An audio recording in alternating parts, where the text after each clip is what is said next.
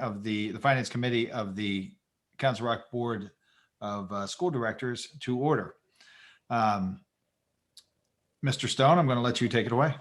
Oh, I'm sorry. First, let's identify everybody that's on the call. My apologies. So we'll start with Ms. McKee. Thank you, Mary Ann McKee, School Board. Ms. Denise Marcel? Brooks, School Board. Okay, I'm sorry. that's okay. Kristen Marcel, School Board. Andy Block, School Board. Mike Thorwart, School Board. Joe Hidalgo, School Board. Ed Tate, School Board. Okay. Did I hear Mr. Solomon? Is he not joining us tonight? No, I'm here, Mark. I apologize. I'm having some issues. Mr. Okay. Salem. Okay, I think that's everyone. All right, very good. And I am Mark Bialik, also School Board. So now, and we have Dr. Frazier with us. And Mr. Stone, you can take it away, please. All right, thank you, Mr. Bialik. Good evening, everyone. We have two agenda items this evening. One is an action item that we'll bring forward for your approval on April 8th, which is a funding resolution for capital projects at the Middle Bucks Institute of Technology. And the second item is the presentation of the first draft of our 21-22 budget, which is customary for this particular meeting. So it was 1 year ago today, ironically enough, that we were meeting as a finance committee and discussing a capital funding agreement for MBIT, which serves the 4 school districts in our area: Council Rock, Central Bucks, New Hope, Solebury, and Centennial. And we have about 16% of the enrollment there of our Council Rock students. And MBIT has a number of capital projects for their facility that they need to do over the next several years. And just as a very brief reminder, this is about $2.6 million worth of work. It is a lot of HVAC systems work, mechanical work, roof projects, paving and concrete, asbestos abatement, electrical work, and an expansion of the welding shop in the building, which is a safety concern, and they need some more space, not just because of COVID, but just programmatic concerns. So these are really sort of maintenance type items rather than wish list items, and MBIT has worked very hard prior to last year's presentation and also recently to whittle this list down and make it as cost effective as possible for the member districts. And so now we are back. That they took a pause just as we did with capital work, and they're back now to request approval for the project. So what you see on the slide is kind of a reconciliation, a side by side of kind of what was at that time and now what is. So you see instances where numbers are crossed out and a new number is written here. So the project costs were initially $8.5 million, but because of the 1 year delay, we had to apply construction inflation to the cost projections. And also the MBIT has determined that they are in need of construction management services in order to oversee the project. So those two factors contribute to an increase in the total project cost over 5 years up to $8.9 million. And the funding agreement that we are seeking your approval on is a not to exceed amount. So it would be no more than that amount over the 5 year period. Council Rock's percentage contribution will be set at 32.23%, which again is based on taxable value of property in the school district and for the other 3 sending districts.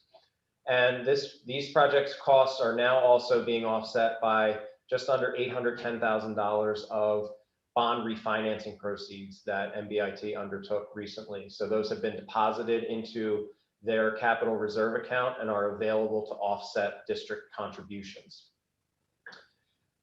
The other matters in the capital funding agreement that were of importance to the business managers and the sending districts were to have an annual reconciliation process where these projects are bid individually and annually. So each year's projects stand alone and can be delayed or deferred or reconfigured based on circumstances. So you're not approving one project, you're approving essentially five contributions to projects along the way. And all of those bids will have to be approved by the Executive Council each year as they come through.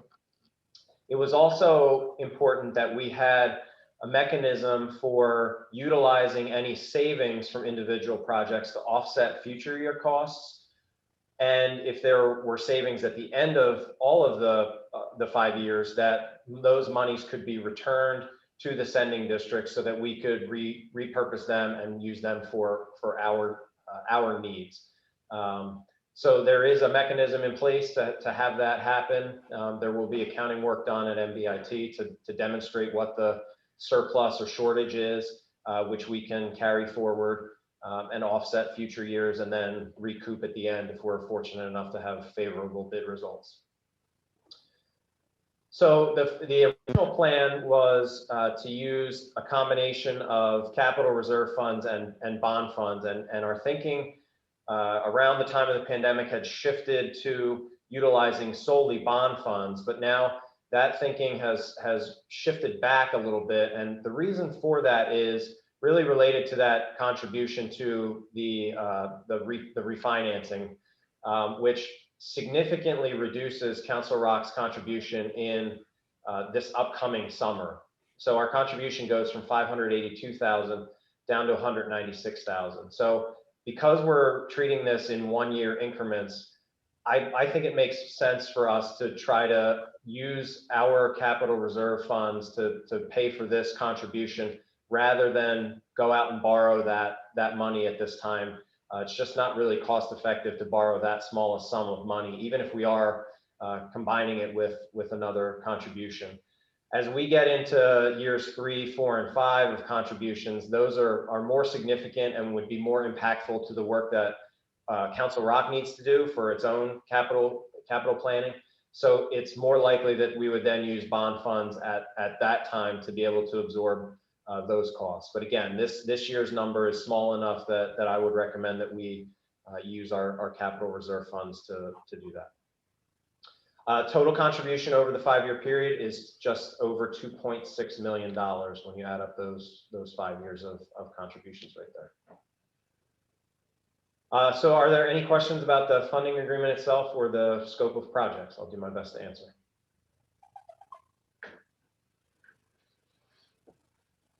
I would just ask that if anyone has a question during the presentation, I'll just raise your hand and we'll call on you as you see. Raise your hand using the raise hand button via Zoom.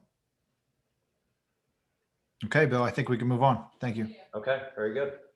Thank you. Okay, so we're now going to present the first draft of the 21-22 budget.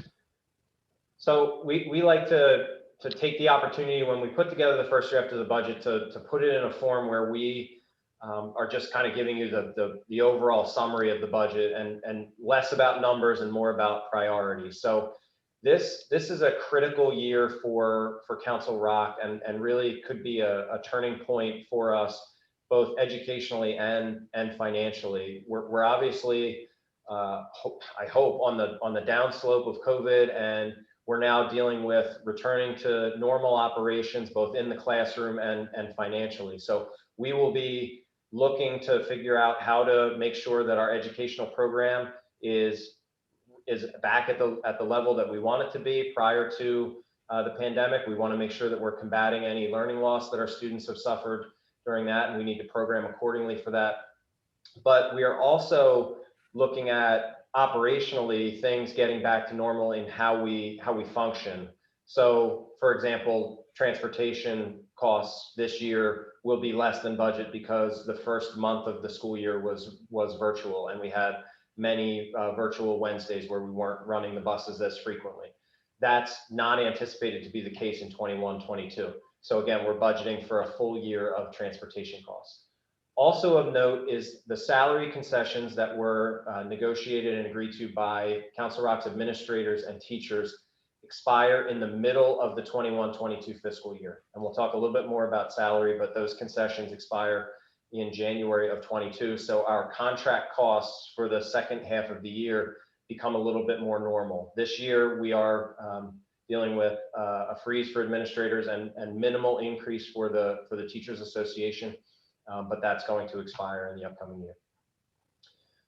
What's also included in this first draft budget is a disciplined approach to allow for future organizational progress. So we have included budgeted transfers for they're specific to certain expenditure categories now, but if they are able to be included in the budget moving forward, then they can become more flexible to adapt to the needs of the needs of our program and what we want to try to accomplish. So it's a difficult lift in the first year to incorporate these transfers, but they're important because it will give us that opportunity to have flexibility in future years. And another aspect of that is to implement a budgetary reserve, which we had done in prior years, but we're going to do so on just a little bit of a different basis to try to take advantage of some budgetary reductions in the process of implementing that reserve.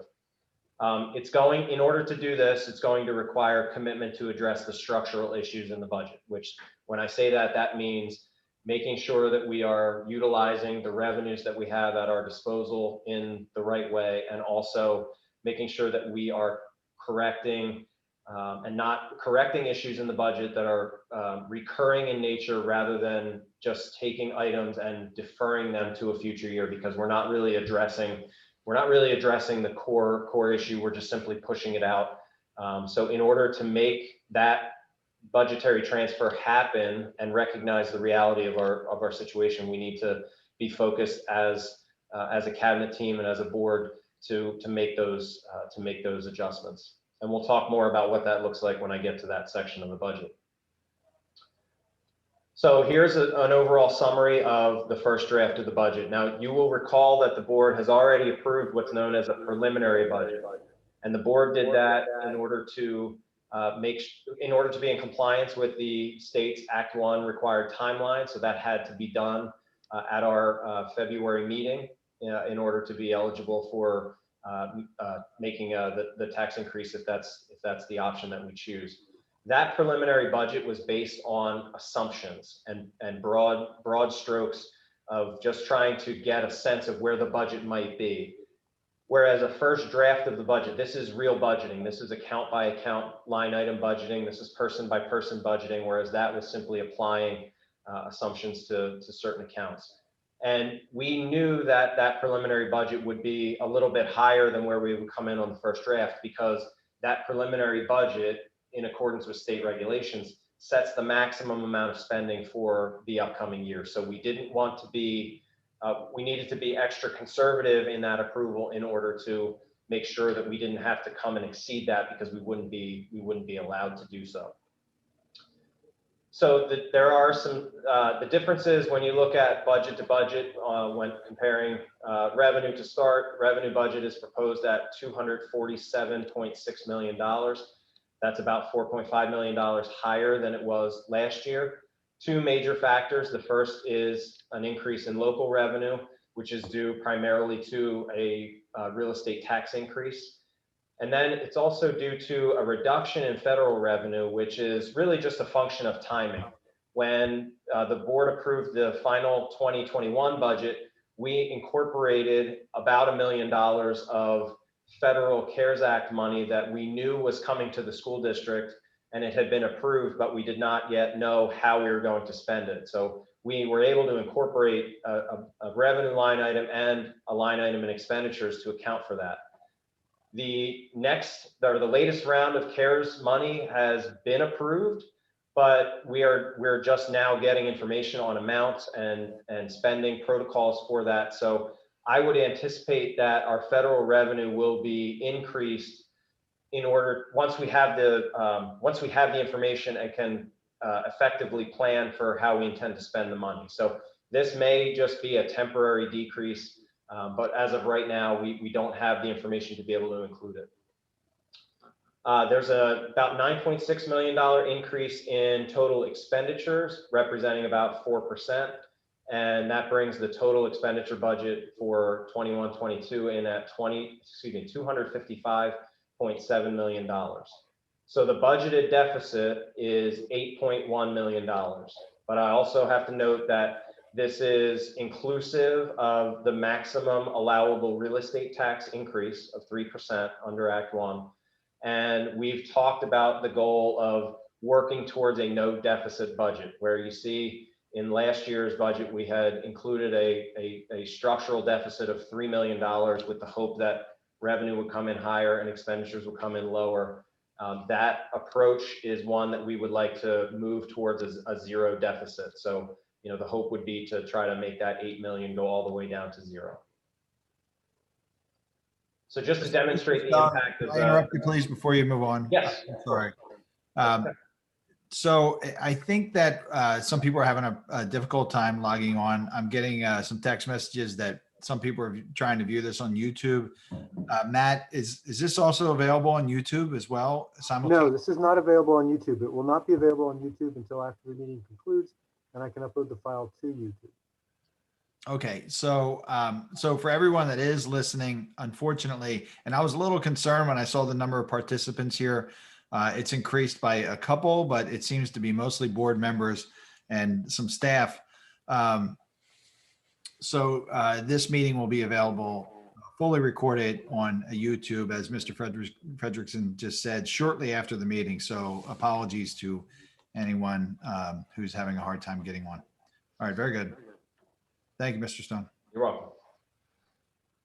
Okay, so I just want to demonstrate to the board and to the community the impact of a maximum tax increase, because the board has authority to increase taxes up to the Act 1 index, which is state regulated, and that number this year is 3%.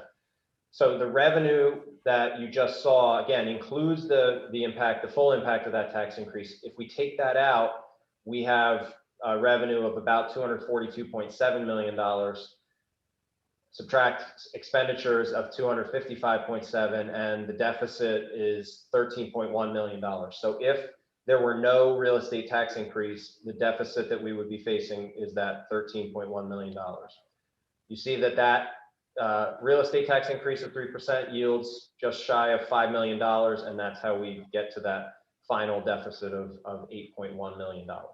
Now, again, the first draft budget is just that. It's first draft. There's no decisions made at this point. That the tax rate is not set until the June board meeting, when the final budget is approved. So obviously there's work to be done in that regard, but just want to demonstrate, that because this is the largest source of revenue and the revenue source that is most in this organization's control, I needed to demonstrate what that looks like. So just a very brief update on revenue, because we did spend a fair bit of time talking about revenue at last month's Finance Committee meeting. We do not qualify for any exceptions. I've verified that at the state level. So we are only able to go to 3%. We had intended to utilize the exceptions if they were available to us. I was not expecting that they would be. It's now official that we are unable to use those exceptions. In the Fica and Piezer's reimbursements, these come from the state. These have been reduced just very slightly, as you can see right here.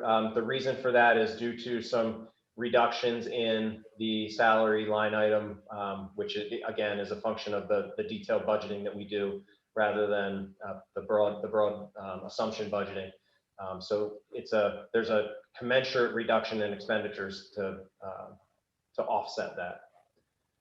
At last month's Finance Committee meeting, we talked about a number of revenue assumptions and how we could change some of the factors that are used to calculate revenue, and how that could increase those line items and potentially offset the deficit. Those are not included in this draft of the budget. So those tools are still available, and we intend to use those as part of the overall process when looking at both sides of the budget, both revenue and expenditures. And again, I'll reiterate, this does not include any of the funds that were just recently approved at the federal level, because we just don't have that information. So again, you see that impact right here in that line item.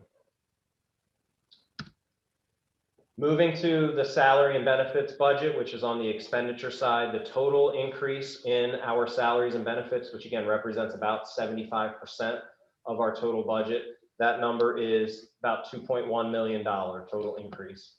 And that breaks down in this way with respect to our different employee groups. So the administrative costs are increasing about $173,000. Professional staff costs are increasing by $891,000 and support staff costs by $313,000. And that's again, just the salary costs for those groups.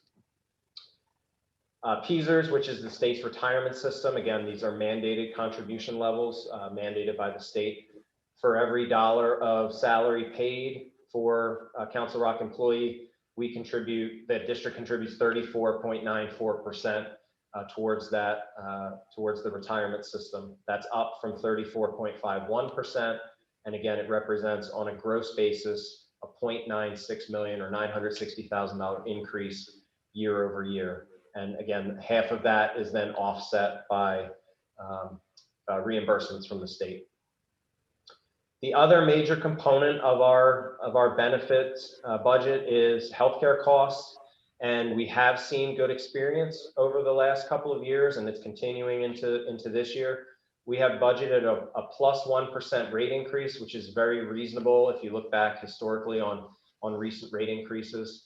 And we do have, due to the way our contracts are written, we have a higher employee share being contributed towards the cost of healthcare. So healthcare costs, when you take the impact of that plus 1% on cost and offset it with the employees' contributions, we are actually down very slightly, about $430,000. There are obviously many more line items included in the benefits budget, but those are all moving in much smaller amounts, so they're not worthy of mention here. But they are all also being included and incorporated. So this slide here really is the anatomy of what a contractual salary increase looks like for both our professional staff and our support staff. So again, $891,000 increase budget to budget for our professional staff. And that's comprised of several things. So we start with that 2021 budget of $86.1 million. The first thing that happens is we take out the factor of attrition, which is when an employee retires and is replaced. They are typically, a retiree is typically at the higher end of the salary scale, and they are replaced by an employee at the lower end of the salary scale. So that attrition factor is the first thing that comes out of that budget. And you see that's $2.2 million. We were estimating that it would be about $1.9 million at the end of the budget last year. And so it came in a little bit higher than anticipated. The next line item was what we call the cost of contract, which is related to this line, this line right here. Each cell on the salary schedule receives in 21-22 a 0.75% increase. So every cell gets that same amount added to it in the 21-22 schedule, and that's how teachers' pay is determined, is their placement on that schedule. Then the second thing that happens is teachers are often entitled to step movement, which allows them to move vertically down the salary schedule to a different level with each passing year. And the concessions that were made when we were working on last year's budget was that their step increase would be deferred until the 13th pay, which is the midpoint of our fiscal year. There are 24 pays, but the employees would receive 2 steps. So instead of getting the typical 1 step, they get 2 steps, but it's on that 13th pay in the middle of the year. Now it's caveated that not all employees are eligible for 2 steps. It depends on the hire date, but it's the majority of professional staff members are eligible to receive that second step. Those steps are a $2.7 million increase, which brings us to the total budget of just shy of $87 million for professional staff salaries. It's a similar exercise on the support staff side of the budget, where again we have some natural attrition and replacement costs coming in a little bit less, but we also have new positions that get added most often in special education, where we have a student who moves in or requires additional services of a teacher's assistant. And so this is a net cost of about $250,000. Support staff are eligible for a 1.5% increase to each cell on the salary schedule, which is again about $240,000. And similarly, it was negotiated that the support staff unit would receive 2 steps at the beginning of the fiscal year. So on July 1st, 2021, and those steps cost $321,000 to bring the total salary budget in at $17.3 million. So that covers salaries and benefits. The remainder of the budget is what we refer to as the 300 to 900 objects. These are all the services, supplies, equipment, and debt service that we have to round out the operation. So these items that I've highlighted here are the major changes year over year. There are many objects that we budget for, but these are the most significant, greater than $300,000 changes. The first is in the custodial services area. There's a 13.5% increase. That's due to additional cleaning services that we require. The rental line item is a decrease due to the expiration of our lease with LSAC, where we, with now the STAR Center being constructed and the students in Achieve, Sloan, and Twilight being housed at Richboro Middle School, we no longer are carrying those expenses, which is why you see that decrease in that line item. Charter school tuition is probably one of the largest unknowns in this budget that we have to contend with. You can see our current year budget at $800,000, and now based on current enrollment, our budget could go as high as almost $2.6 million.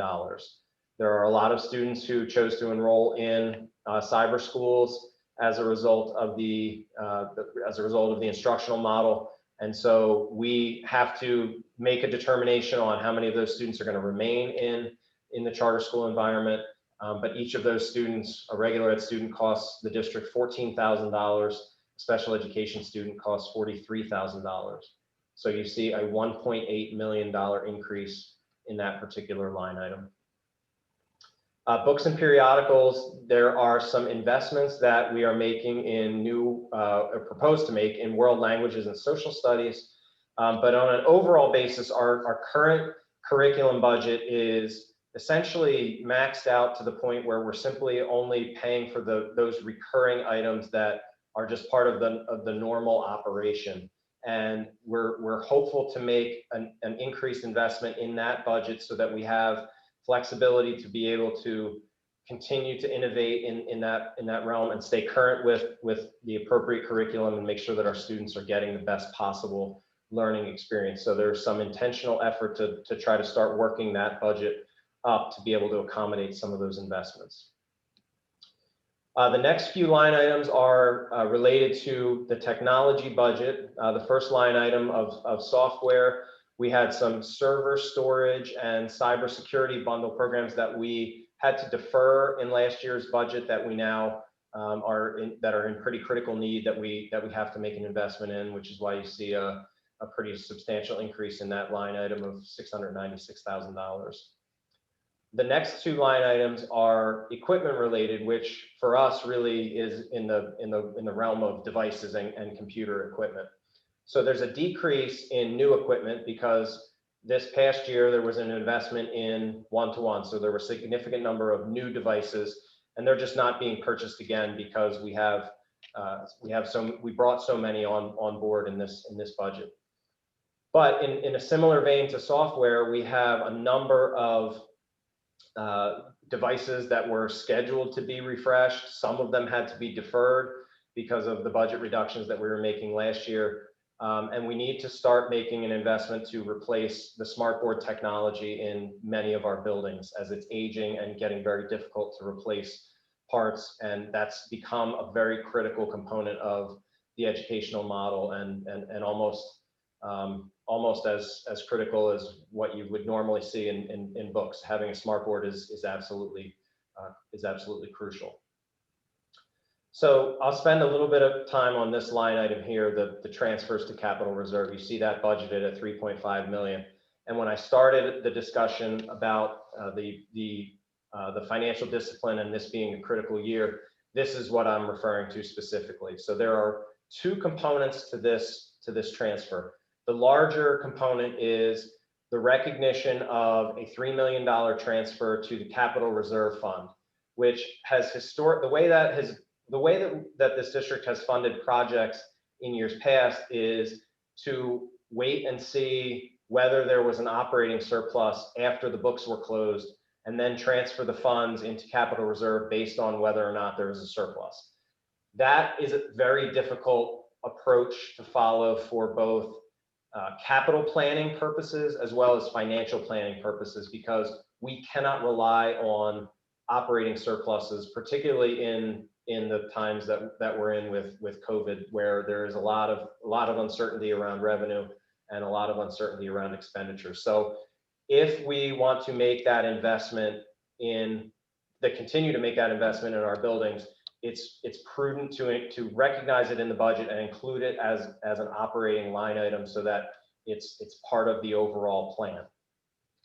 In a similar vein, we know that we made a significant investment in new equipment last year for one-to-one, and that in several years, those devices are going to be end of life and need to be replaced. So we've discussed it being prudent to take $500,000 and set that aside every year to build up a reserve for the significant one-time purchases that we anticipate we'll need to make, whether it's for devices for one-to-one, or whether it's for other technology investments that we might need to make.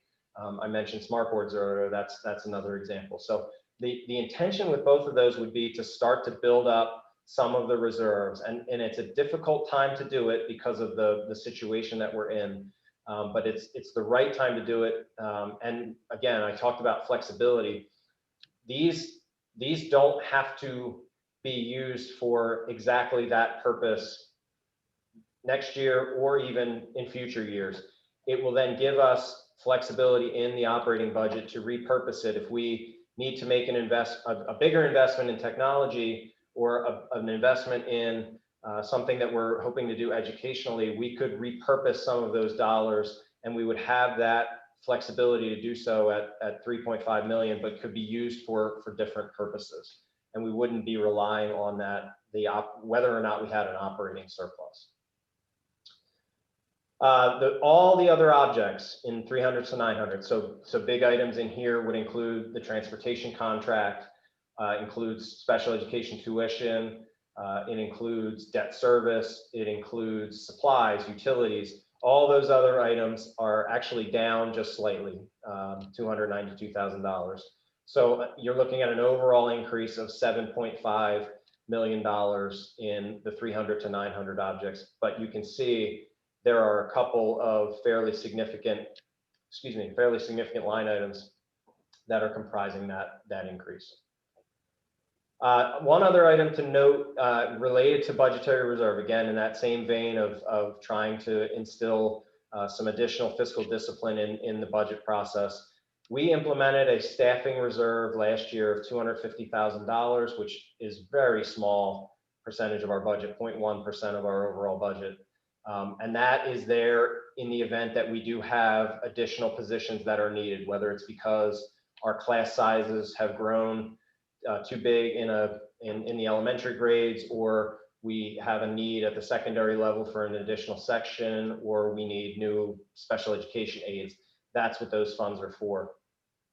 But we are also looking to implement what we're calling a pooled contingency model, where this pot of money would be accessible by all departments. It's about $1.1 million for any unanticipated expenditures that may come up as in the normal course of business. So the model operates in this way, that if we had 10 budget administrators who were responsible for their individual budgets, the inherent nature is to include some level of conservatism in your own budget to be able to cover for those unexpected items. So if everybody who is budgeting in the 300 to 900 objects includes a 10% contingency in their own line items, they're individually small, but 10% of $58 million is $5.8 million. So that individual contingency budgeting could lead to higher than necessary budgeting. And so the hope is that we would have our individual budget administrators reduce their budgets and then be able to rely on the $1.1 million of pooled contingency to access that and use it for those unanticipated, because it's unlikely that every budget would need that 10% every year. Some budgets might need 20% in one year while others need 0. And the hope is that we're able to make budget reductions without having to go into programmatic areas. It's a new concept. It's not one that we've used in Council Rock before, but it is something that's been recommended by the Financial Advisory Committee and vetted by the Financial Advisory Committee. So the logic behind it is sound, and I'm hopeful that we can implement that. And that line item, just for context, is 0.4% of the overall budget. I'm getting some feedback from colleagues who have budgetary reserves. They're sometimes in the 1 to 3% range, which for us would be significant. $2.5 million. We're asking for about half of that. So Bill, I think that's a good place. Can you go back to a slide? Yes. Why don't we just pause for a moment? That's a lot of information, good information. And let's see if there's any questions from the board. Okay. I've just got a couple comments. If there's no questions. I see there's an attendee out there with his or her hand raised. We're not going to be calling on any attendees because of some of the issues we had in the past, but you can send your comments in via email. We've really come a long way with budgeting. I'm sorry, I'll pull back, and Ms. McKee, I see your hand raised, so please go ahead. I thank you for that, Mr. Bialik. Just a quick question. I'm curious to know, if you do know, when we might be finding out about federal money. So the latest round of ESSER was approved yesterday, I believe. So we'll hopefully get our final allocation. We've seen some estimates. Hopefully we'll get our final allocation in the next week or so. And the real critical component of what we find out is, what are we allowed to use the money for, and how much time do we have to use it? We will be combining this round of money, which is actually the third round of ESSER money, with money that we received earlier in the calendar year, and trying to figure out what we can do with the funds and be as strategic as possible to make them last as long as possible and use them for things that are non-recurring, so that we don't have to deal with any fiscal cliff issues when the funds do expire. Thank you. Mr. Hidalgo? Sure. Thank you, Mr. Stone. Sorry about that. Could you explain for the public the capital reserve, transfer to capital reserve, where it's coming from, what the balance is, and what the balance will be after the $3.5 million transfer? Yes. So capital reserve is a separate fund. With the budget that we're reviewing tonight is our general fund budget, which is the main operating fund of the school district. The capital reserve fund is a fund specifically earmarked for major renovation work, capital improvements, fixing roofs, fixing windows. It can also be used for the purchase of significant equipment. So I mentioned devices and servers. That's a permissible use of capital reserve, but it is separate and then becomes specifically earmarked and cannot be utilized for anything except the allowable capital improvement purchases. The way that we have used capital reserve in the past is it's a money in, money out model. So we fund capital reserve with transfers, and then our projects are planned accordingly. And so we typically are running pretty close to, our balances go up as we get ready for the summer. And then as our summer projects are started and then completed, our balance goes down. So I would anticipate that the capital reserve fund, once we make that transfer, would probably be around $3.5 million, give or take, depending on how the prior year's projects finish. But it's a money in, money out proposition for Council Rock. Okay, thank you. So I just wanted to confirm it's coming from the revenues not from Yes. another, okay. It's coming from Just general wanted to make sure operations. Right. people knew that. Yes, So that's a big, significant amount of the increase there, so it is. it's important to know. Thanks. You're welcome. Mr. Tate? Thank you, Mr. Bialik. Mr. Stone, is the capital reserve another way of funding the summer projects? Are we talking about the same?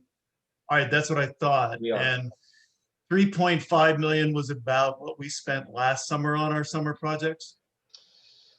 I think it was about 3. I think it was a little closer to 3, but yeah. Okay. Yep. Yeah, which I felt was insufficient, and we had no alternative. But my point is, I always felt that that's a pretty modest investment, and I support funding the summer projects up front in this fashion. I think it's a lot more logical. Good idea. Anyone else? All right, I've just got a couple comments and maybe a question or two. The charter school tuition is obviously pretty glaring. I think we had a conversation, and maybe you said it, Bill, that 85% of that is cyber charter. Is that right? That's correct. And we don't know, so I'm not going to ask, but we just don't know how many of the families and kids who signed up for cyber charter are going to return once they get comfortable with that. I think it's going to be important that the district develop a virtual program that is just as good as, if not better than what's offered in cyber charter. And I'm confident we can do that. I'm concerned that this number might get greater, so we'll have to do that work to move that along.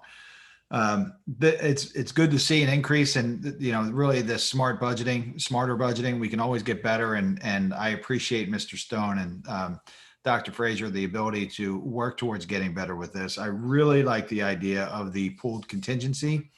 That seems like a lot of funds to set aside, but I'd really like to see how much it's saving, as we talked about with each department setting aside their own contingency. And we just know human nature. You want to make sure that you've got that in there. And as long as our department heads, principals, and everyone who runs their own budgets know that they can come to the central administration for those funds if it need be.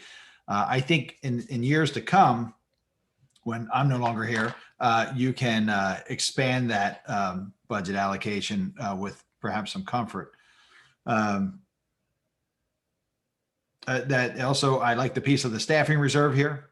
So Dr. Frazier has some flexibility there. That's very, very good. And I just want to talk about the was it social studies that was in where was that, in books and Yes, periodicals? in books and periodicals. Social studies and world language are on the cycle for replacement. I believe that will be coming to the board in a future education committee.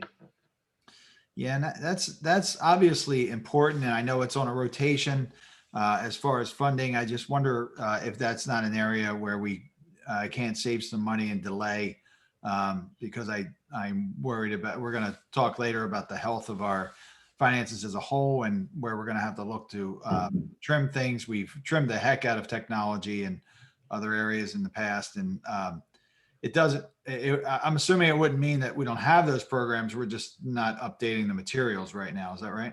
Yes, we would not. They wouldn't be eliminated. Certainly, it would just be replacing certain materials would be deferred. Yeah. Okay. All right. They're all the questions I have. Very good. Thank you. Anyone else before we move on? I see Mr. Hidalgo, your hand, and Mr. Tate. Are they still raised, or do you have additional questions? I just have a comment, if I could. So the proposed budget, now we have a first draft, but to me, it just seems like it's very similar to the preliminary budget.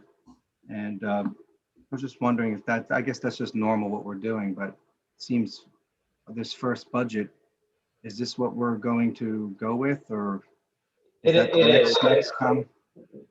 It's a first draft, and what it represents is the initial work that we've done at the department level, at the building level, at the cabinet level, to come to a general idea about what our cost structure will look like. The preliminary budget is more of a mathematical exercise to be in compliance with Act 1 and to make sure that we're able to reserve any rights that we have to raise revenue. But this does represent trying to find that balance of starting a budget process too early on in the year where you just don't have enough data to make smart decisions about your spending, but also trying to get it to a point where we can really thoroughly analyze it over the next several months. And this has historically been the time when we present this first draft to be able to start the work that we need to do to make reductions. We're now understanding what our programs are and what our needs are for the upcoming year, and now we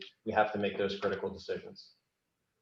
Yeah, Mr. Hidalgo, if I could just add to that real quickly, a lot of the work that's taken place since last month's Finance Committee meeting and this evening, it has been in the 100s and 200s, the salaries and benefits work. And as Mr. Stone has explained, this is a bit of an unusual year because we're still in the midst of a freeze and will be for the first half of next school year. And then we have that double step. So that's always a laborious and time-consuming process for Mr. Stone and his team, and this year even more so. So I think what you can look forward to and the rest of the board can look forward to is what you see in front of you, these 300s to 900s.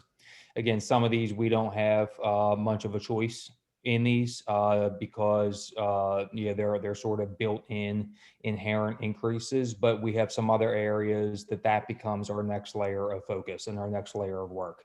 So Mr. Stone will be leading that work, and I'll be joining him in that work, and the entire cabinet team will be involved in that work. But I think when you next see formal numbers via a presentation, the probably the most significant changes that you'll see would be reflective of this particular slide that you're looking at right now.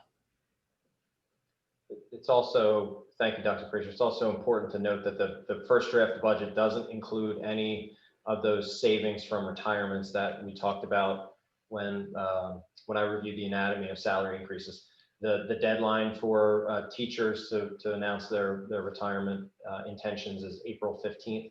And once we know that, we can start to incorporate some of those savings into the budget. We typically average 20 retirements per year, and that would come with a natural savings that would impact the 100s to 200s in addition to what we'll do on the 300s to 900s. Okay, well, thank you. I appreciate that, because I just want to just comment that, it's a really big number. And so for me to help me understand it and feel comfortable, maybe when we talk next time or in between, we'll find out about how much of this is a one-time situation. I mean, I see the 400% increase, 200% increase, and of course the capital reserve transfer. So that's pretty significant numbers there, as you stated. It'd be good to try to just wrap my head around it because it's a big number. I can partially answer that, Mr. Hidalgo, that the recommendation right now, although we only ever approve one budget at a time, is that the transfers would be recurring in nature so that we had that in the budget every year and could allocate that on the front end. The increases in technology budget and curriculum budget would likely be redeployed, could potentially be reduced in future years.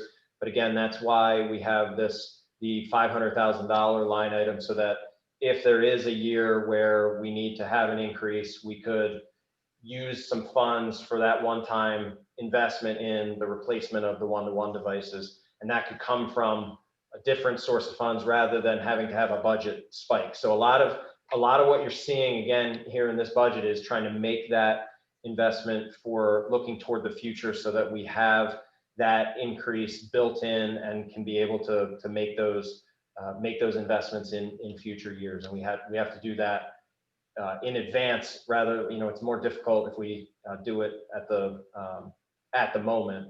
It's important to have the kind of that year over year building.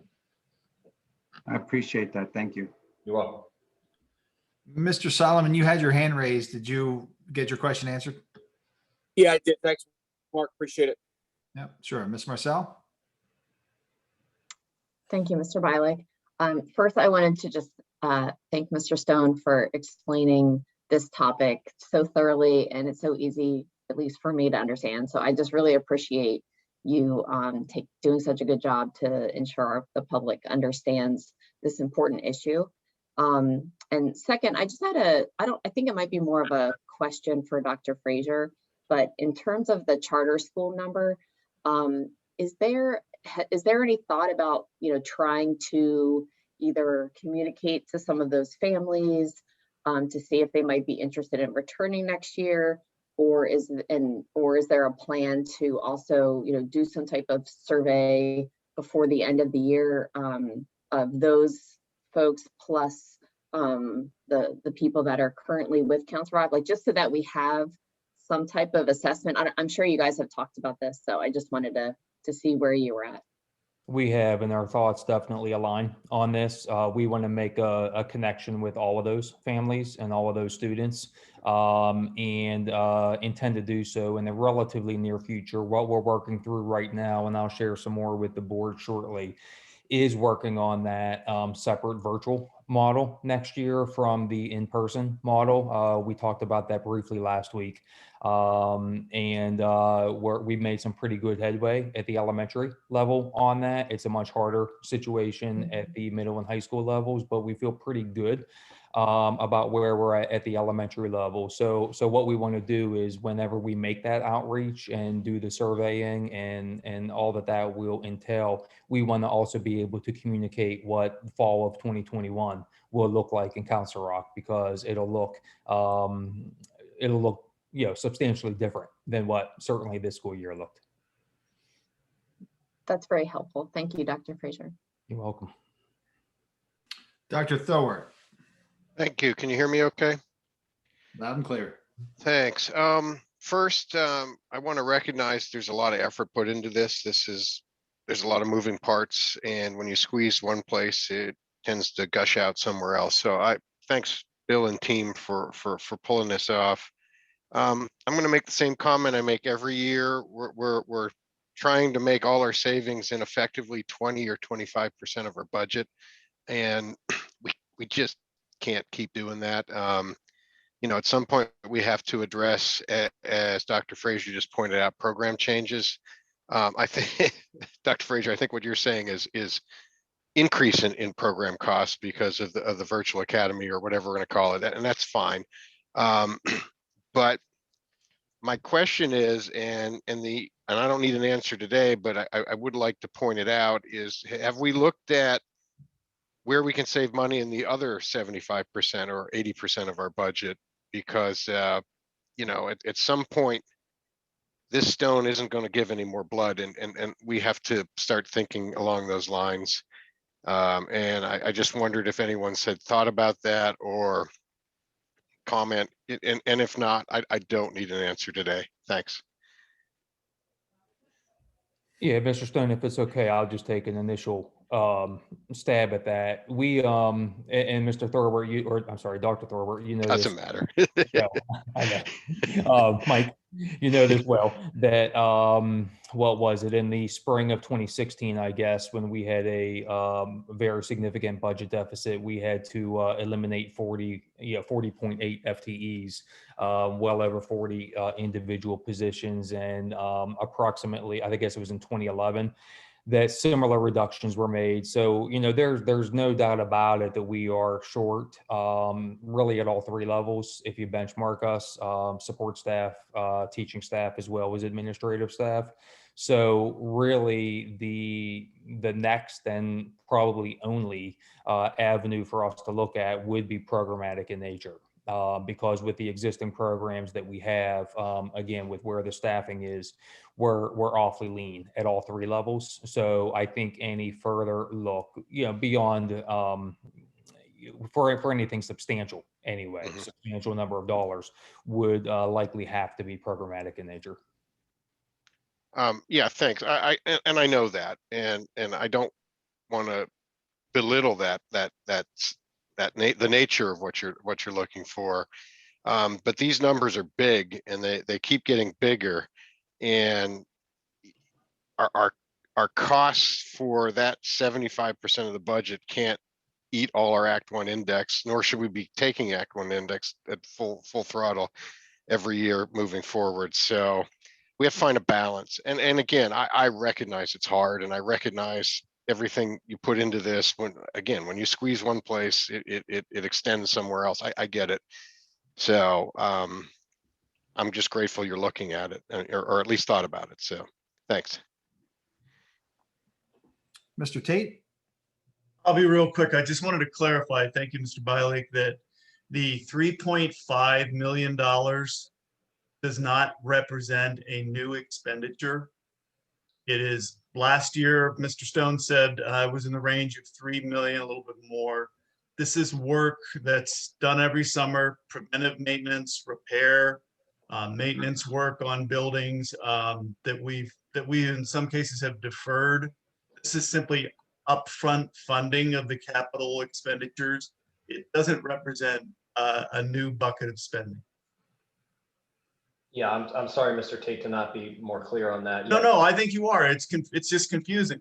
Thank you. It's newly added to the budget. It's not been budgeted before, but we have expended the Right. funds. So when you look at budget to budget, there's an increase. But if you looked at actual spending, you would see over the last several years investments in buildings. That's correct. Yeah, and you marked it NA under percent change. So no, I think you've done well to clarify it. I just wanted to reiterate.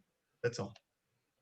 Yeah, and if I may, real quickly, just to sort of tie a couple of these pieces together, really what we're looking at is from a big picture standpoint and the runway that Mr. Stone has created and that we're now, significantly heading down is threefold.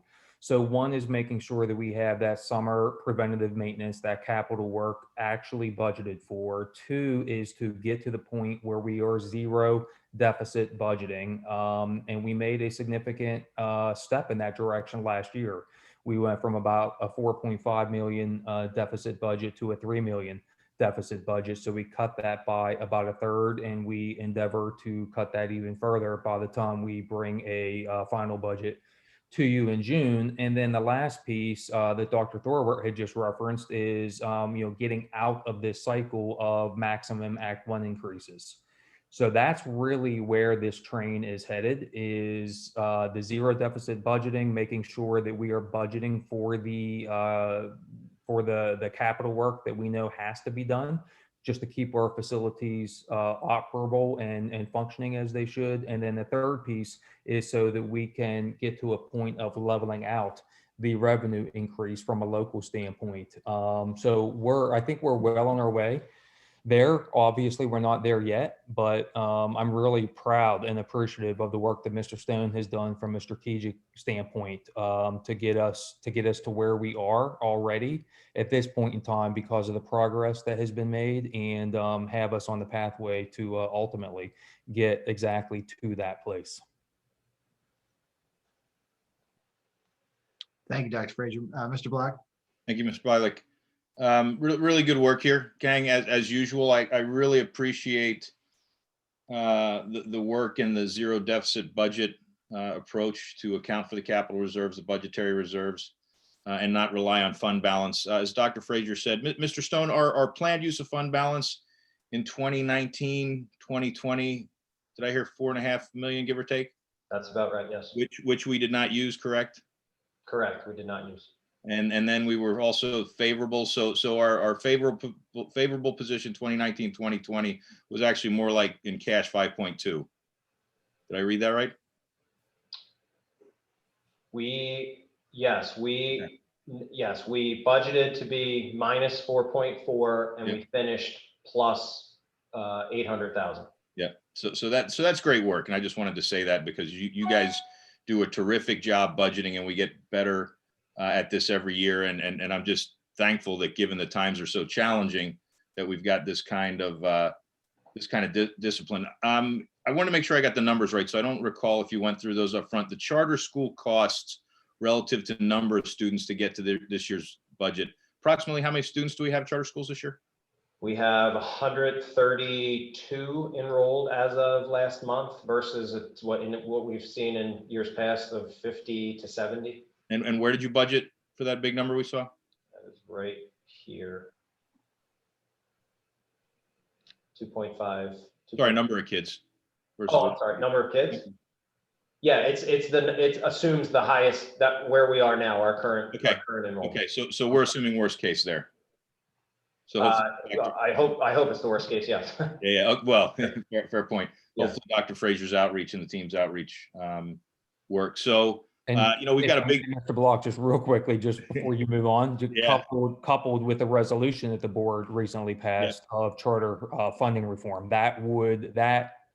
hopefully we're able to make progress on both of those fronts by significantly reducing the number of our students who go to a charter, coupled with a reduction of what the charter tuition is. If both of those happen, we will see that 2.5, 2.6 number go down significantly.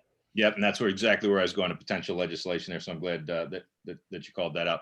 So what we've got here is a pretty significant deficit to work against, but it's there because of the way we're budgeting.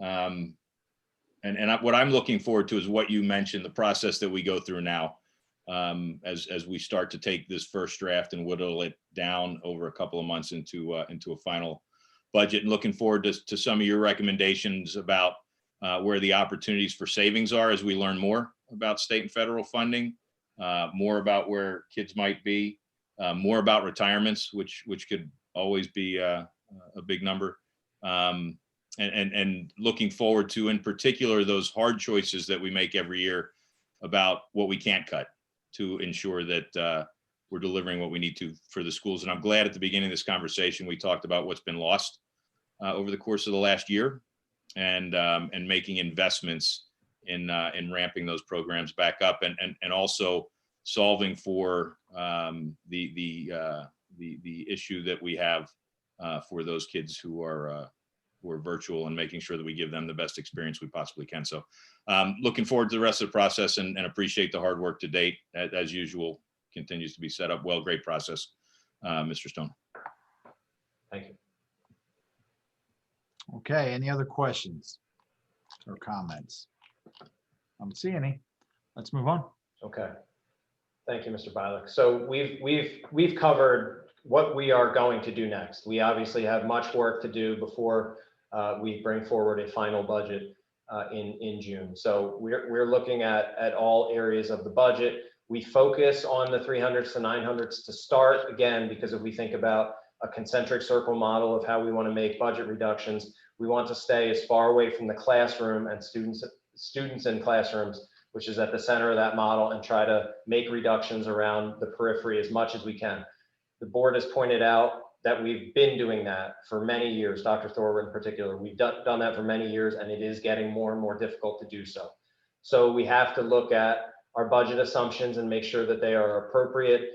We'll factor in retirements, and then we will look at staffing. And as is tradition, Ms. Taylor will be at the April Finance Committee meeting to do a detailed review of staffing. There are no new positions in this budget, but it's still important to go through what our staffing complement looks like as we move ahead. The remaining steps in the budget timeline, we are coming down the final stretch. Believe it or not, we have three more action meetings to move ahead. Of note is that we will need to schedule a special board meeting. My proposal is to do so on April 22nd, which allows the opportunity to present the proposed final budget the week before, and then approve the proposed final budget. We will be working with the board to get that scheduled. And then we obviously present the final budget in May and approve it in June. So a lot will happen over the next several months to do the necessary work to get to completion. So the next several slides that I have, again, as I mentioned, we only approve a budget 1 year at a time, but we maintain a focus on the future and what our fiscal trajectory is and how the decisions made in the current budget affect those budgets in the future. So our custom is to do a long-term financial projection once the prior fiscal year is closed and before we really begin the current year budget process, and that was done in November of 2020. So this table is comparing total revenue versus total expenditures from that initial projection versus where we came in at a first draft. So assumptions and broad strokes versus real budgeting. And this is not necessarily indicative of our projections are right, or that they're wrong, or that we need to make adjustments. We're again just pulse checking to make sure that we're on a similar trajectory and that nothing material has changed in the projection that would warrant fixing it moving forward. So you can see we were pretty much right on as far as the projection versus what the first draft budget actually came in at. I mean, these are big numbers, but in terms of an overall $255 million budget, relatively small. So we're within that range of materiality to know that the projections still speak to the overall trajectory that we're on, absent any intervention. So the next several slides are going to kind of show that in both chart form and as well as graph form. So this first chart here shows the dashed line is what we refer to as our baseline budget. So you see expenses here on the red line, and revenues are the blue line. So you see a structural gap between those two lines where expenditures are higher than revenues. Now, just as a reminder, a callback to what we presented in November, this includes all of our facility improvement projects, so major building renovations, as well as those annual contributions to summer maintenance projects. We start the budget process by assuming that revenues and expenditures will kind of come back together, and that the deficit model still holds true. And you can see what that does with the solid lines is that it brings the gap closer together in the first couple of years, but then the gap continues to grow. Again, meaning that our expenditures are outpacing the revenues that we can raise. And that means that we have that structural issue that we need to address through a combination of expenditure reductions, bringing this red line down, and revenue enhancements wherever possible to bring the blue line up to get to a point where we're running even. So this is a different view of that same projection that you're looking at, which is the green line shows our fund balance, and the orange line is basically the annual deficit. So again, our projections indicate that absent no other interventions, absent no other expenditure reductions or revenue enhancements, that the fund balance would go negative in 2023 and would continue to decline, again, because it's difficult to see on scale here, but these are negative deficits that we face each year. And this is that same chart here, just in table format. And I'll zoom a bit just to show sort of how you can see the revenues year over year, the expenditures plus debt service, and the operating result, which is essentially the deficit. But then you factor in our contributions to capital projects, and you see the ending fund balances here. When I zoom back out, let's come over to the bottom line here. This line here, whoops, this line here, not very good with the PowerPoint today. This line here is the ending fund balance in the general fund. And so that's obviously a significant decrease. But again, absent any other intervention, we don't bring forward budgets that have structural deficits, nor would we allow this trajectory to continue. But in order to get this kind of balanced budget with these types of numbers, we do have serious work to do. The last couple of slides are related to the Act 1 index, and recently the Independent Fiscal Office, which is a state organization that analyzes lots of different data and cost factors at the school district level, but also in other state government and local government situations, has done some analysis around the Act 1 index, and they make a projection every year in February for what they believe the future Act 1 indices will be. because of its impact on property taxes. So the IFO is showing data, which I think we can all affirm in anecdotal terms, that this pandemic and the accompanying recession is very different from the last recession that we saw in 2009, 2010. The job losses that in this particular recession were dramatic and sudden, happened very quickly, and they were more impactful on the lower wage sectors. And why that's important for the Act 1 index is because of one of the factors that contributes to the index is the statewide average weekly wage, SAWW or SAW, which is essentially it's a statewide index of average wages divided by average employment. So the amount of wages divided by the number of jobs. What's interesting about this recession is that in the higher earning tiers, we're not seeing pay freezes and losses to the same extent that we did in the last recession. So the numerator of the fraction is remaining pretty consistent. It's not declining, but the job losses, because they're at the lower wage tiers, are significantly impacting the denominator because there are now fewer jobs in the economy. So you're dividing a similarly high wage number by a smaller number of jobs, which when you do that division, the statewide average weekly wage actually increases. And so as a result of that, IFO projects that the Act 1 index will increase in future years. And this word is intentionally used. It's not should, and it's not might.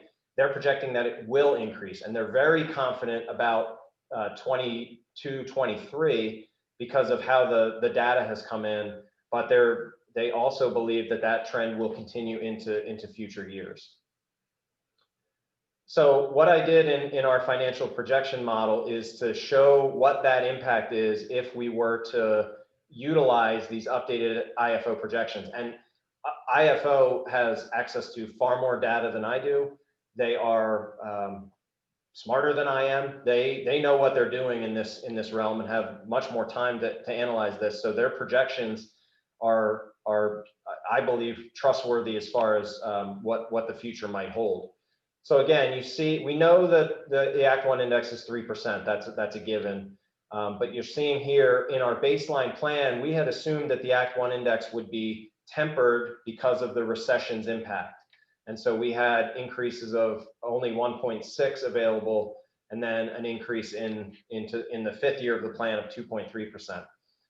So that's the dashed blue line there. The solid blue line is if the IFO projections come true, and they are projections. They're not right on every year, but they are very confident in this 22-23 number being somewhere in the 3.5% range, again, absent any legislative intervention on the calculation of the index.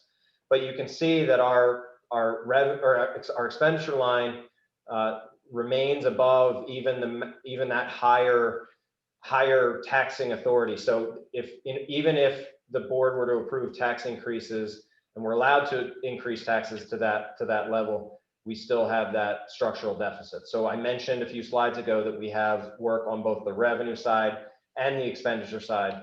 That this is demonstration of that we have to make structural changes to bring this line flatter and more in line with revenue that we can do.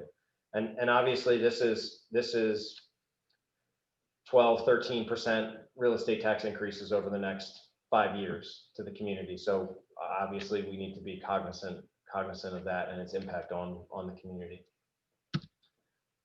So again, this is the similar slide to what we saw earlier, where again it's the ending fund balance. This is the baseline number, the green line. I'm sorry, the baseline is the dashed line here, and then the new updated IFO projections bring that fund balance higher, but we still go negative in that same year. So again, just reiterating, being a broken record, we have to make those structural adjustments. And then again, in table format. So where you saw $94 million of negative fund balance. You see now 62. And again, this line item up here where my hand is shows contributions to capital projects being included. Again, recognizing that is something that we are committed to as an organization. And then lastly, we'll take questions at this point. So this is, again, just a reiteration of the slide that I showed, I believe it was in December at the Finance Committee meeting, about the impact of not raising taxes. And again, this isn't meant to be an endorsement of raising taxes. It's simply, this is the information that because of the way that Act 1 restricts the board's ability to raise taxes in any one year, it creates this natural rationale to have to increase it periodically and consistently, because you lose the opportunity to raise revenue in the years that you might need it. So this particular model, again, we're only adjusting the revenue line, but it assumes that there's no tax increase in 21-22. So a $4.9 million drop in revenue here between the baseline plan and then the adjustment.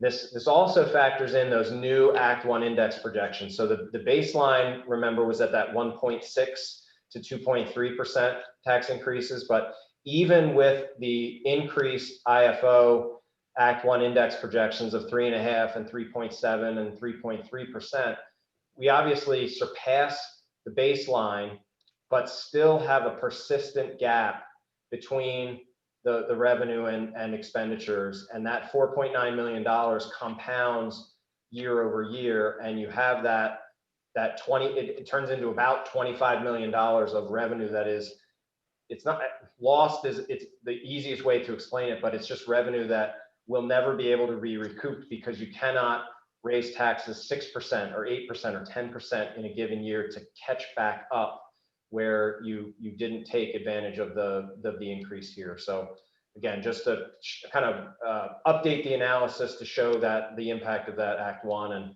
and how it still, that no tax increase does really have an impact on the overall run rate, absent any other intervention on the expenditure line item.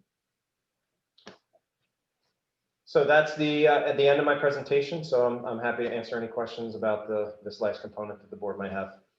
Thank you. Thank you, Bill. Well done. Nicely done.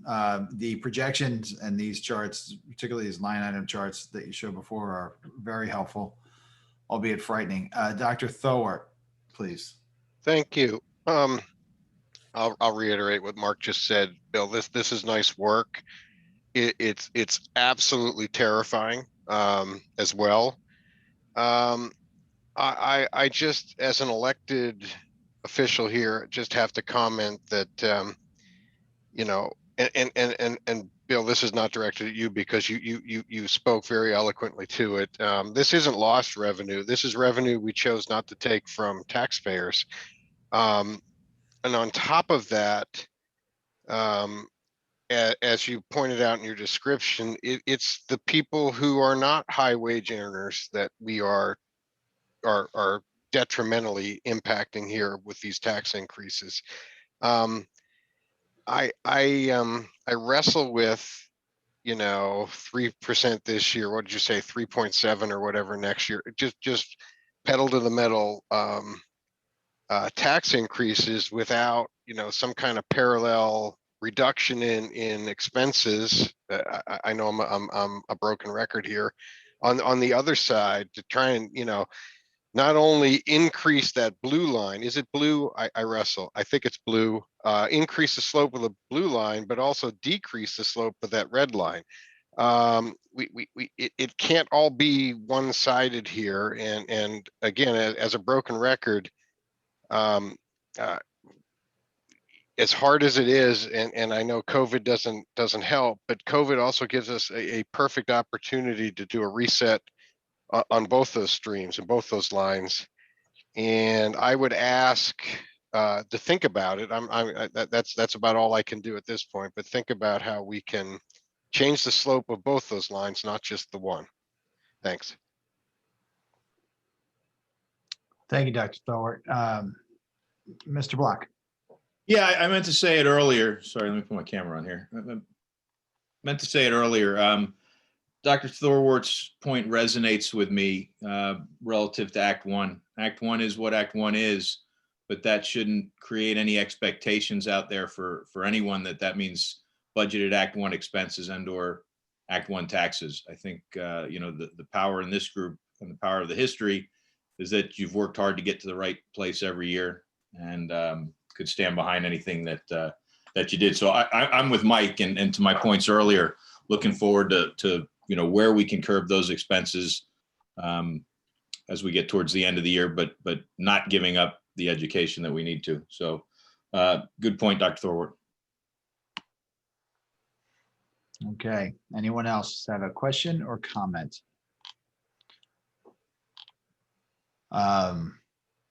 Okay. Seeing no one else, I've got a few. I look at this and I have a sense of panic that I assume is shared by the rest of the board. And I too appreciate all the work that has been done and the discussion. You know how I feel about these projections. I think they're great. We used to work with 1 year budgeting. This is why these projections are so important. We see this corridor between our expenses and our revenues that just never meets, and that puts us in a position where we go negative, whether we go to Act One index, top of the Act One index is at 1.6, or whether it's 3 point whatever, we still go negative, which means we've spent all of our fund balance in 2023. So that's really about 1.5 years from now. And that concerns me greatly. So my first question is, and this is an actual question, what are the other interventions that we could take? We talked about, well, if there's no other steps taken, what would they be? We can't operate in a constant deficit. And if I was talking to my colleague Joe Hidalgo about this, and Joe, I think your phrase that you used in that conversation, I hope you're okay with me sharing it. I didn't ask ahead of time, so I'll hear quickly if you don't.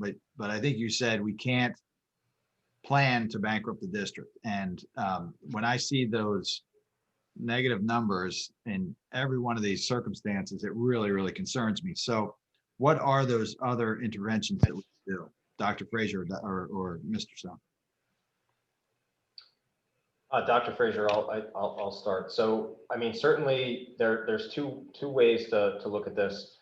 Dr. Thorwart has mentioned 75% of the budget is in salaries and benefits. So structural changes to salary schedules, staffing complement, benefit offerings. I mean, those things have to be part of the consideration because it's the most impactful. And in terms of other significant line items, if I scroll back, you see this line item here called capital outflows. These are the capital projects that the CIP, the summer maintenance projects. And so you see these line items here. I mean, those are costs that can be adjusted, but obviously Mr. Tate has mentioned that those deferrals are, the same thing happens with those deferrals as happens in the technology budget. So that's an area to look. And obviously, we have the ability in the model to build in some other scenarios with respect to attrition and whether that makes a significant impact. And in this very budget presentation, I noted some items that we have not budgeted for in the past that, although they're large in dollars, but we don't need to budget for them. They don't have to be budgeted. In full transparency, I believe it's wise to do so in order to build that fiscal discipline and have that flexibility in future years. But it's not necessary. It's not necessary to do so. We do not have to have a budgetary reserve. We do not have to transfer money and set aside money for future device purchases. On the revenue side of the budget, there's really not much that can be done on a material level. I mean, the board has its taxing authority under Act 1. We have, there are, the board gets a certain amount of money from EIT, and there's limited ability to increase and decrease that. And then you're starting to get into some of the smaller, line items, facility rentals, for example. We could make adjustments to that fee schedule, but that's a $450,000 line item, and that's similarly impacting our tax-paying community because they are the folks who rent. So that's a balance that has to be struck too. So we explore options as far as restructuring debt, refinancing debt, and also the possibility of paying off debt if we can. If we have cash surplus, we can do that. Those are just some of the levers that we can pull. But again, my philosophy on budget reductions is to that concentric circle model, and to try to make those reductions in the areas that least impact the classroom. And that might mean changing the way we do a business process, or changing, thinking differently about how we do certain things in the operation of the organization, so that we're not directly impacting instruction. I hope that was detailed enough for you, Mr. Bible. Yeah. Oh, yeah. It's very helpful. So you said salary schedules, benefit offerings, capital projects, including the summer maintenance projects. All those things are vital, right? So Mr. Tate is right. You refer to Mr. Tate. He said it before. If we delay it, it costs more with these summer projects. If we delay our capital projects, like we've had, like that are built into here, it could cost more. I understand that. But I feel like this is a financial crisis, a fiscal crisis. When we're talking about salary schedules, what that means is pay cuts, pay freezes.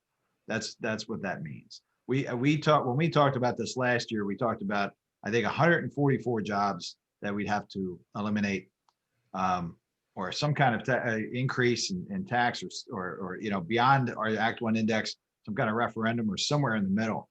So I really, and I know we have this on our mind and we talk about this, but we really got to start having serious conversations about not allowing us to be at a negative, which we can't do, negative $9.5 million in the best case scenario. And I didn't do the math because I was listening very closely to you, Mr. Stone, but that tax increase, if the IFO numbers are correct, and I believe that they are, and we're seeing an Act 1 index of 3%, 3.5%, 3.7%, I think that's much greater than a 12% to 13% tax increase. With that compound, I think it's more like a 20.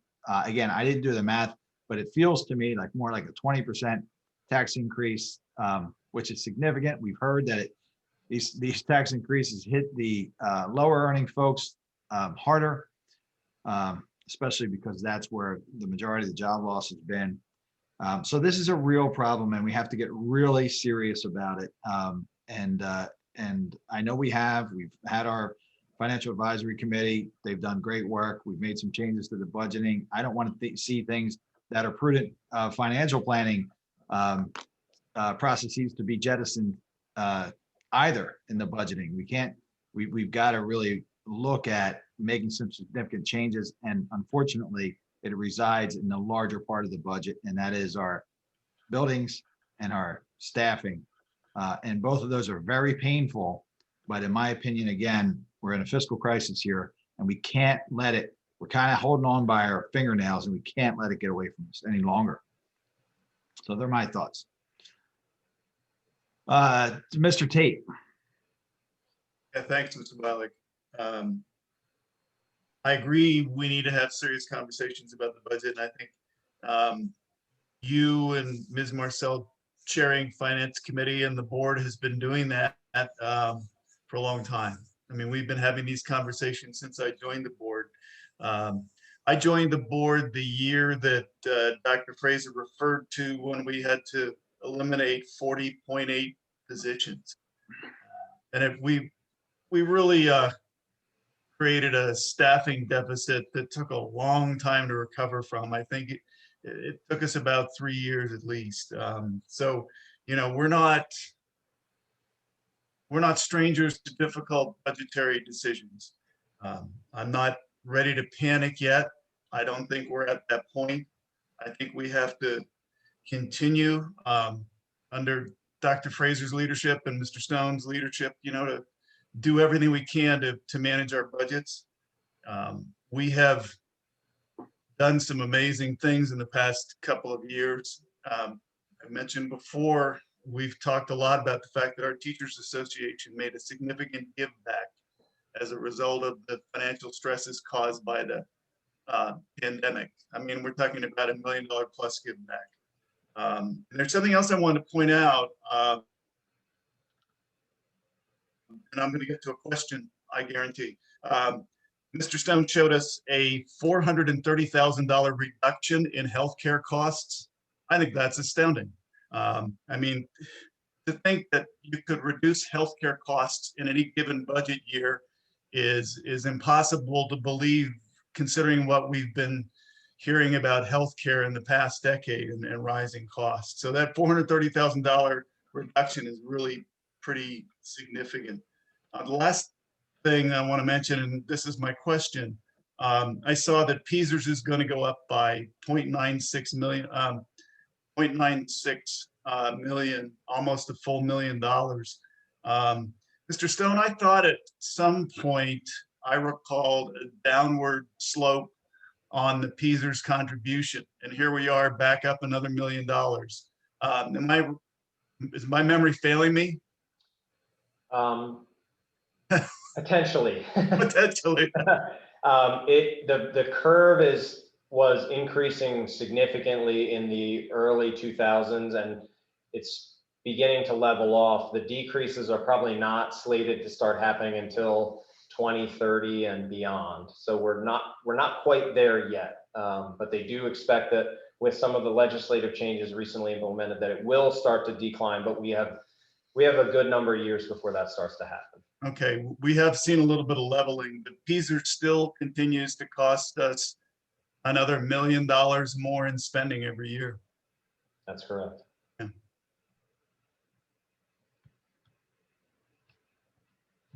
All right, Mr. Tate, thank you. Good comments. Dr. Thorward, I see your hand raised. Is that still raised or you raised yet again? No, I forgot to unraise it. I'll take it down. Okay, thank you. My bad. No problem. Mr. Hidalgo.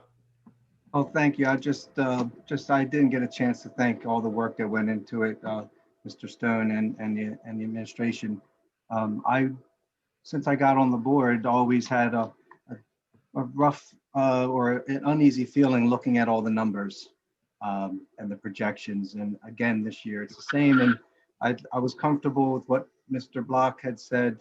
You know, we get through this process, it looks really bad, and it always does improve substantially by the end of this process. So I'm going to trust the process again, but I still have to make my thoughts known again that, you know, look at the first slide that talks about the budgetary summary. That was probably slide 3 or 4. And then the last one that talks about the tax increases, and maybe the slide before that shows the expenditures going up to, you know, sorry to make you float around like that, but we're almost at $290 million in 5 years. And that's, you know, talk about flattening the curve. I'm going to bring it back. We got to flatten the curve, and we should be looking at this budget in the scope of the 5-year budget and talk with all stakeholders to really try to come up with the first step of the next 5 years. How are we going to make those two lines meet?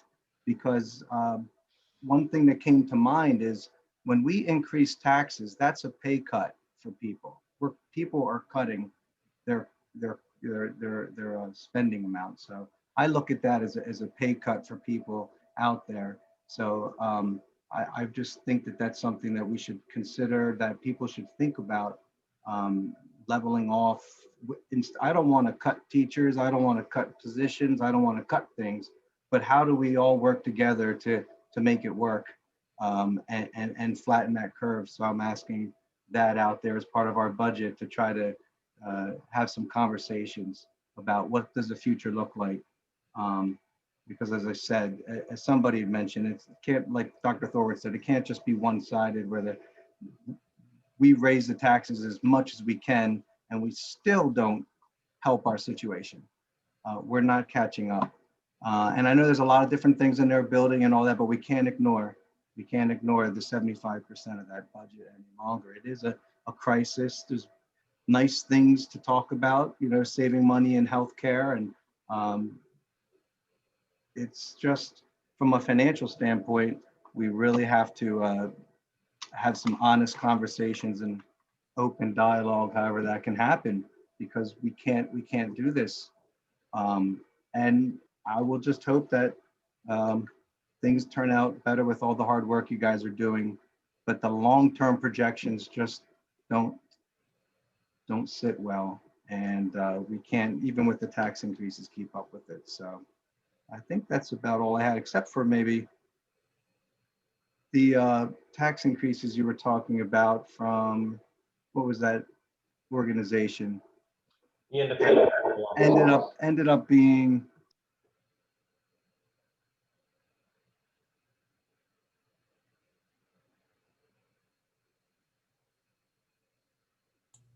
Joe, you muted yourself, Joe. sorry. The tax increases, is that compounded, Mr. Stone? Basically 3% this year, then it's 3.5% on that 3% plus whatever before. Yes, that's a way. The rate goes up, and then that 3.5% is applied to the new rate. So yes, it is compounded. So we're talking in 5 years compounded maybe 18%, and we're not even closing that gap. So we have to figure out how to flatten that curve. And I have a hard time telling the people that told me, hey, don't increase my taxes. That's what you got to do. That's what I'm worried about, especially the older population that have been here for 40 years. If there's a way to figure out how to do this for them, then that's what I want to do. Not raise their taxes. Thank you. Thank you, Mr. Hidalgo. Mr. Solomon. Thanks, Mark, and good evening all. I've had technical difficulties throughout this procedure this evening, and a lot of things have been blurred. A lot of things probably were better off blurred than hearing them live, but I'm back online. I have a couple questions. Dr. Frazier, my compliments to you guys talking about reaching out to those cyber charter kids that we lost this year, trying to get them back into the Council Rock umbrella. That's kudos to you guys. That's exactly what should be done. And I'd also like to hear, when they do come back under our umbrella, some level of an exit interview on what their last year of learning was actually like, so that the next part of my thank you is hearing about a virtual academy, that we can take those negative things, if you will, in mind when we develop ours out, so we don't make the mistakes that the parents or the kids thought they had for the last year. We do it better as we would in Council Rock. Bill, you and I spoke earlier today about, some of these items. Nothing surprises me. I mean, open up any paper around the country right now, public education's all suffering. Budgets are where they are. And the school districts that are doing well with these issues are the ones that are in front of things. Dr. Thorwitz stole my word, reset. There comes a time where you have to take a reset.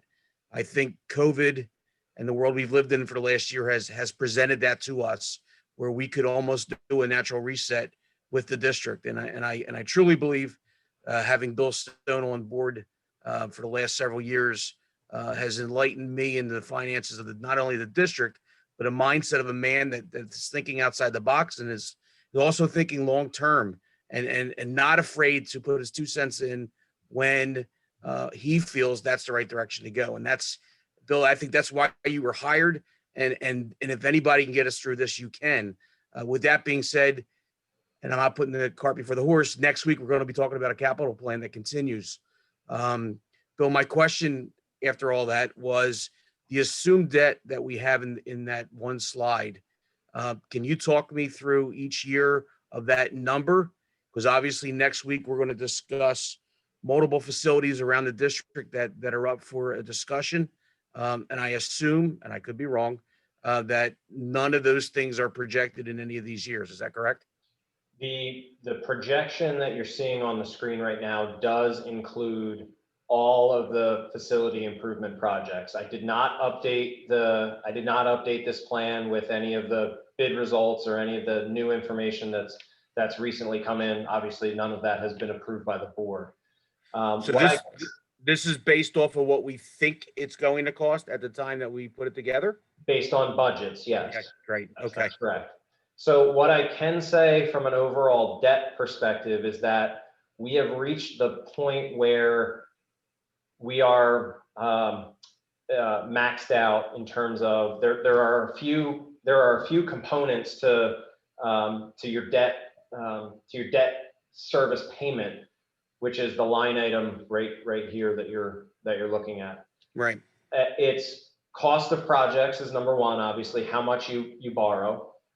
Then the term for which you borrow, so the length of time, which typically Council Rock borrows for 20 years. And then we have been trying to maintain the end date of 2045 and not go beyond that. So we're trying to squeeze it into that period of time. And then your payment amount. So the analogy is if you're buying a car, you can either negotiate the price of the car or you can negotiate the price of the payment.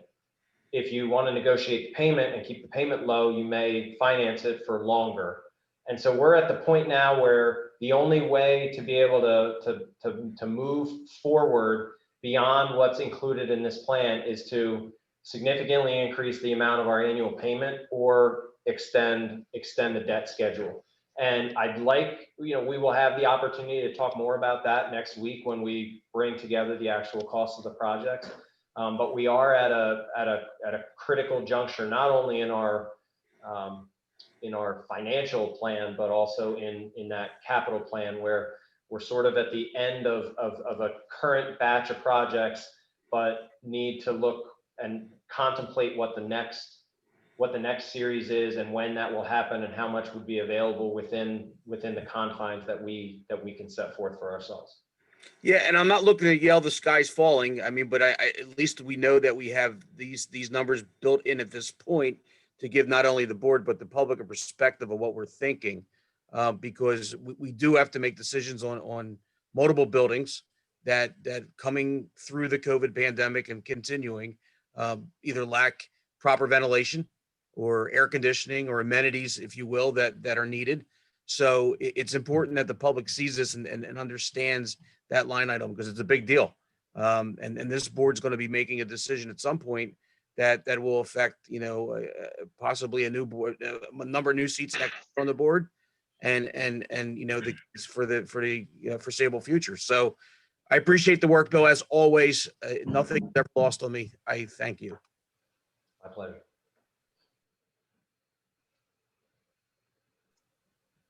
Miss Marcel, please. Mr. Bialik. I just had a few comments and a question. So I definitely agree with Dr. Thorpe in terms of trying to move the lines closer together. I think that makes a lot of sense. I think that a lot of people in the public don't realize like how difficult that is. And so I do think it is helpful. I know Mr. Stone in the past, when you did the budget forum last year, you just did such a good job of explaining to people, kind of what our budget is comprised of, and just explaining that, because while we may look at these numbers and say we need to bring them together, like it's actually quite difficult to do that. And so I just think that it's good to think about that, and I agree with Dr. Thorwart.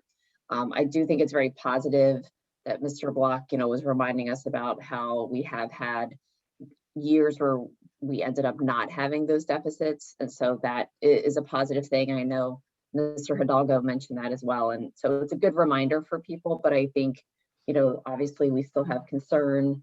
We appreciate the continued guidance from both you and Dr. Frazier, and so thank you for that. I had one, I guess it's like kind of like a comment question. I know that Mr. Salomon mentioned, thinking outside the box and how you've been so great doing that, and we appreciate it. I know I remember last year, the entire cabinet team took time to go through their departments and like look for different cuts. And so we've already, we've kind of like already squeezed a lot out because last year was difficult budget year too.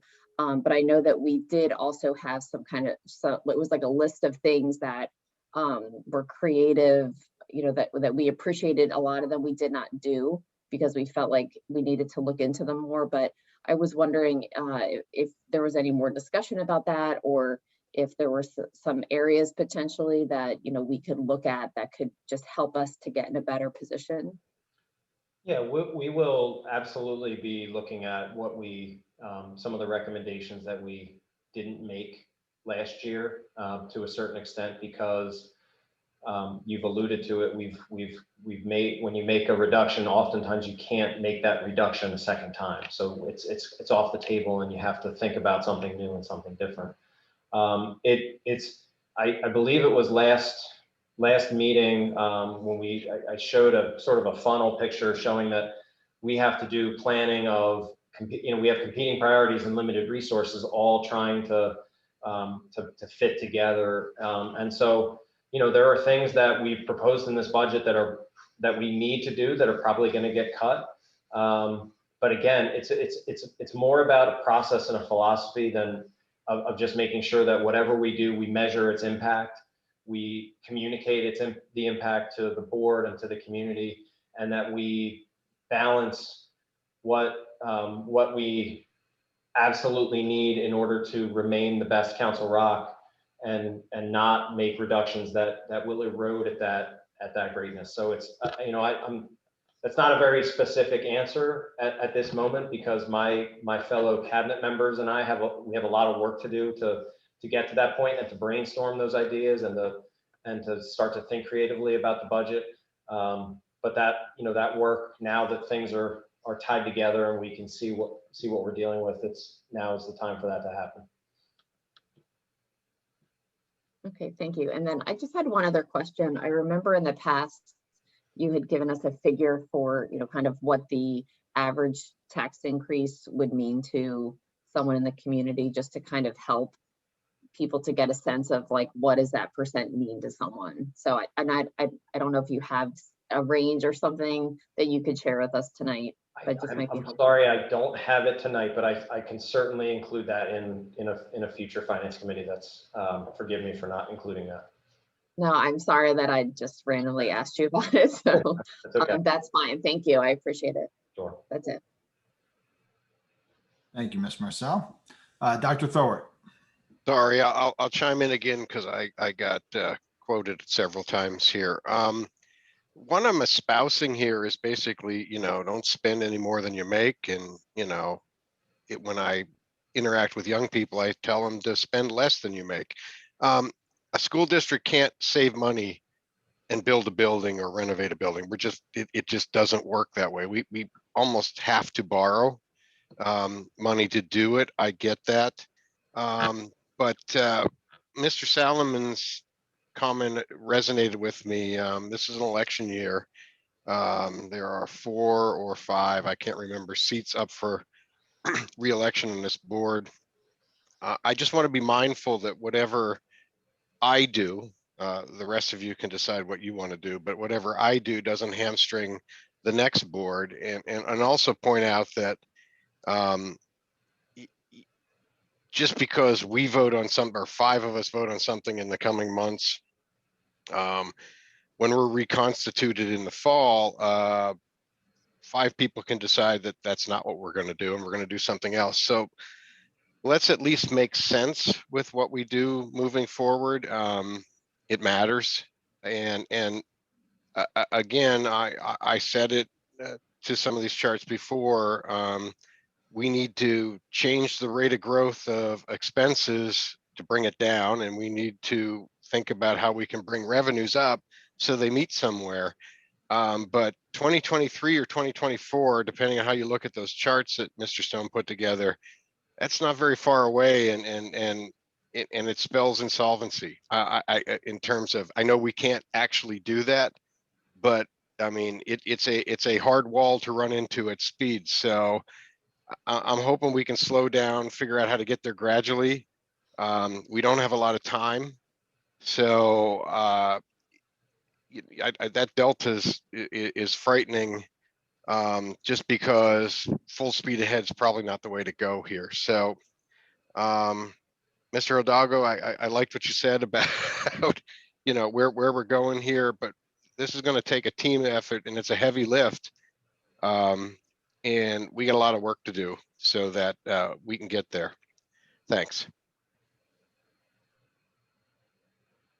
Thank you, Dr. Thor. Anyone else? All right, I'll just follow up with a couple comments from some of the things that were mentioned. And I think they're all really good comments.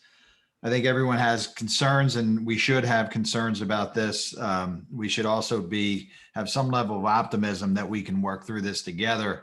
When I say that we need to get serious about this and talk about this, of course, we've been talking about it for many years. And as I said, we made a lot of progress with how we budget, and we've cut a lot of things already. So I get concerned when we try to be too optimistic and say it's worked out well in the past, but let's hope it works out well in the future. I think what I'd like to see, and I can work with Mr. Stone with this in the coming months, is really start an action plan of what we need. Have some scenarios out there. Worst case scenario, we have the changes to salary schedules, benefit offerings, capital projects, and in the best case scenario, if we fill these deficits, then we can continue these things. But I think we just really need to have an action plan, because we're going to get there. Unfortunately, I believe we're going to get there where we have $22 million in a fund balance now, and suddenly we're staring down next year going zero. I'm not saying we're going to do that next year. I'm saying we're going to be in a position where the next year would be potentially completely eliminating our fund balance. So I think it makes sense to have an action plan. And let me ask a question of Dr. Frazier. When we're talking about funding these deficits, so we start, we've got a deficit here, 2021 budget in front of us of $3 million, 2022 projected $9 million. How confident are you that we could actually cover these deficits without these significant interventions like cutting jobs, reducing salaries, cutting benefits, closing schools, whatever that might be? Yeah, I think in answering that question, Mr. Bollock, I want to express a level of optimism with certainly always a dose of concern, maybe at this point, a couple doses of concern, but we have been here before. We've looked at these 5-year projections in the past, both with Mr. Stone and then Mr. Reinhardt before him. And, we've never realized that worst case scenario or have come close to that worst case scenario. This is my 6th budget working on in the district, and this is our 6th deficit that we've had to work through, and there hasn't been a break-even year yet.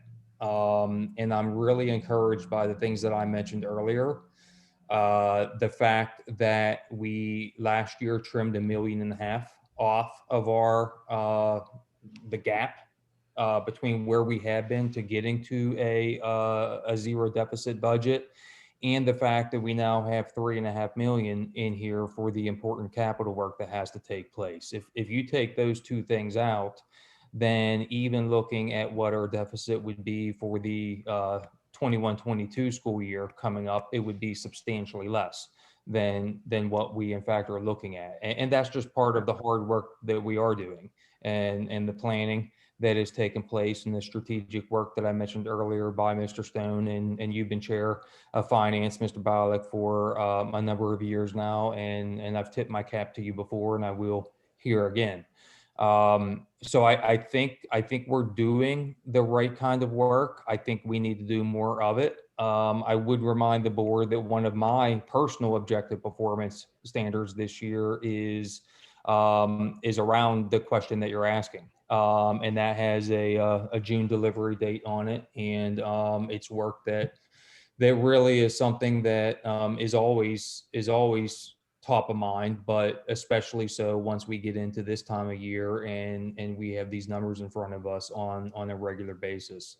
I also mentioned earlier that I think the next look in terms of salaries and benefits, the 100s and 200s, would be programmatic. When I say that, I don't necessarily mean cutting or eliminating a program. Some of it might be how we run a certain program that has costs, carrying costs, recurring costs associated with it, and some of that is how we staff programs. So we don't have that action plan obviously completely ironed out at this point. But I to answer your question, I'm more optimistic than not that we will be able to get through this, and we will get through this. It's not going to be easy. But like I said, for the past 5-6 years, it hasn't been easy either. We got difficult decisions to make this year. We're going to have difficult decisions this time next year and the year after.